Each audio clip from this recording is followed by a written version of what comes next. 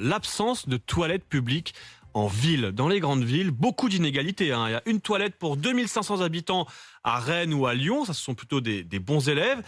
Mais par exemple, une seule toilette pour 48 000 habitants à Marseille. Rebonjour François Piquemal. Bonjour. Député LFI de Haute-Garonne. Vous avez déposé un texte. Vous voulez imposer des quotas dans toutes les villes. Vous allez nous l'expliquer.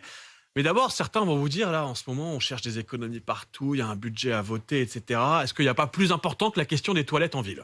Bon, je vais vous tranquilliser, mais tout d'abord, c'est une proposition de loi qu'on a déposée avec ma collègue Mathilde Dignet, qui est députée d'Ille-et-Vilaine, parce que c'est vrai que quand on parle des toilettes publiques, ça prête éventuellement à sourire, et pourtant, ça revêt des facettes très politiques de nos villes, et d'ailleurs, on peut juger des civilisations à l'aune de leurs moyens d'assainissement, etc.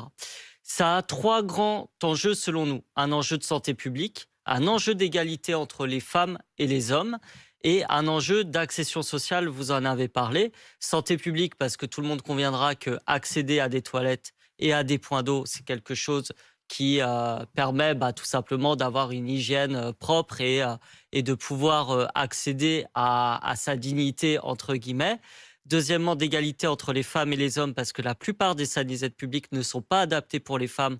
On parle souvent, par exemple, du riz-trottoir, qui ne le sont pas, mais aussi pour les personnes qui ont des enfants.